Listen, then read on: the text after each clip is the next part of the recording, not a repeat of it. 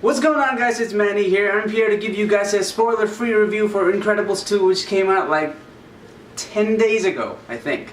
Was it been 10 days? Let me check. Hold on. Yeah, 10 days. Is that too late? Nah, it's not that bad. Hey, let's talk movies.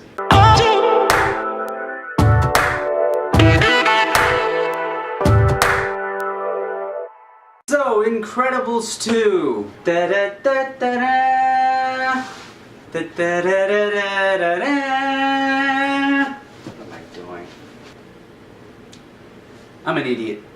So here it is, guys. 14 years we've waited for this movie to happen, and finally they said, you know what? Yeah, sure. We have Cars 3, we have Finding Dory, we have other kinds of sequels for movies that people may have or may not have asked for, but this one, yeah, let's do it now. Now, there are a few things that this movie got right off the bat.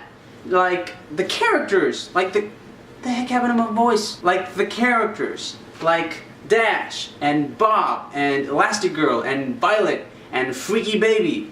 Everyone had their own character development and character arc, and they pull it off pretty well. Even for a movie that came out 14 years ago, they continued the story pretty well for the characters, and they really developed them and pushed them forward. So props to that, guys. Good job. The second thing is the incredible action. I mean, this is, after all, a superhero movie. And what is a superhero movie without action? And these guys, the animators, pull it off so well. I mean, there's one scene, you've probably seen it in the trailer, with Elastigirl and the bike, and she's just, whenever she's on the bike, you're in for some sweet action. Because those movie scenes, those action scenes are just flawless, and they just pull it off really well. Now, one small issue with the movie that everyone was pointing out was the villain, which to some degree I can see that the villain does seem like a generic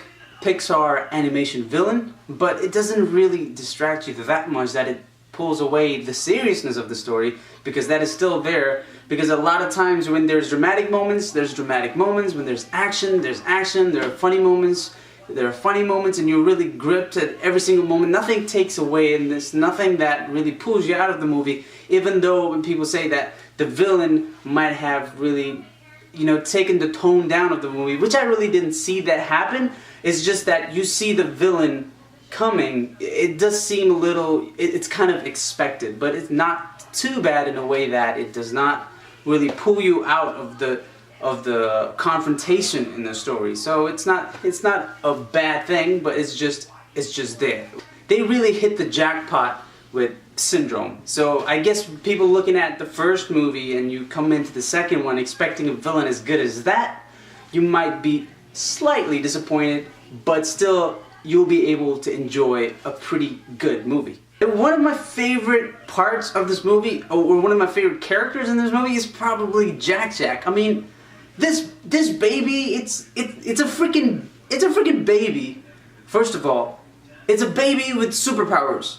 Not just one, but it has the powers of Superman and a bunch of other superheroes put together, and it's a freaky superhero baby.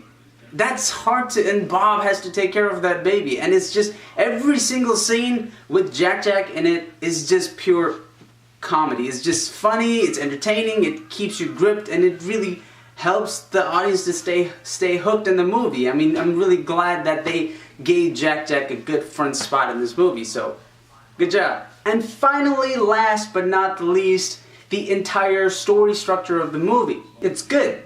It's a good, solid story structure. They stick to it. They stick to a very, most movies, they do stick to it. And the thing we see with a lot of movies these days is they do stick with the story structure, but they fail to deliver on that structure. But Incredibles 2 really pulls it off. There is a beginning, there's a setup, we're introduced to our characters, we're introduced to the confrontation, we're introduced to the situation, and the character arcs for every character in the movie, and it all builds up very well to a great climax, to a great scene, to an epic conclusion. They really ended off on a high note, so Incredibles 2 has that going for it. It definitely cannot beat the first movie's story structure, because it really set a high gold standard in terms of filmmaking and storytelling. So, but still, it delivers. I mean, for a movie to be expected this much time later, 14 years later, and still deliver to this level, I think they did a pretty good job. So, in conclusion, I can say that Incredibles 2, if you go to see it, you're gonna have a good time. It's a nice, fun, superhero popcorn movie. If you haven't seen it, go see it. Definitely, what did they say? Encourage you to go see it.